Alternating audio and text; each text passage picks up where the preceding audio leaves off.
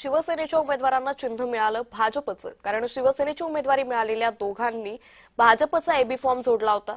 युतीमध्ये शिवसेनेला 8 जागा, प्रत्यक्षात मात्र 6 जागा दिल्या। नागपूर महानगरपालिका निवडणुकीत युतीत गोंधळ उडाल्याचं पाहायला मिळतंय। तर शिवसेनेच्या उमेदवारांना भाजपचं चिन्ह मिळालं,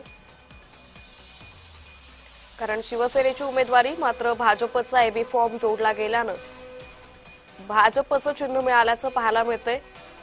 त्यामुळे आता नागपूर महानगरपालिका निवडणुकीत युतीतच हा गोंधळ उडाल्याचं चित्र सध्या दिसून येतंय।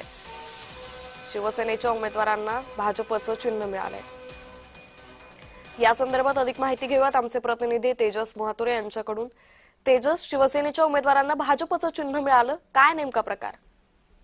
नक्कीच आपण नागपुरात जर बघितलं असेल तर भाजप शिवसेने युतीवरून अनेक बैठका झाल्या, रस्सीखेच झाली असेल। 8 जानेवारी त्यांना समाधान मानावं लागलं। त्यातील 2 उमेदवारांनी भाजप एबी फॉर्म दिल्याने प्रत्यक्षात 6 जागी शिवसेनेचे उमेदवार धनुष्यबाणावर लढणार आहेत। प्रभाग 24 या ठिकाणी जर बघितलं असेल तर दुर्गेश्वरी कोसरे आणि प्रभाग 7च्या मिनल तरार या 2 शिवसेना उमेदवारांनी सेनेच्या एबी फॉर्म न जोडता भाजपच्या जोडल्याने त्यांना आता भाजपचे कमळ चिन्ह मिळाले आहे। त्यामुळे नागपूर महानगरपालिकेच्या 151 जागेपैकी 145 ठिकाणी कमळ चिन्हावर भाजप, तर 6 ठिकाणी शिवसेनेचे उमेदवार धनुष्यबाण चिन्हावर लढणार आहेत। त्यामुळे संपूर्ण जर बघितलं असेल तर युती जे झाली तरी मात्र 8 जागा जे शिवसेनेला मिळाले होते त्यापैकी 6 जागेवर आता अन्य 145 जे उमेदवार भाजपचे असणार आहेत त्या कमळ चिन्हावर निवडणूक लढणार आहेत।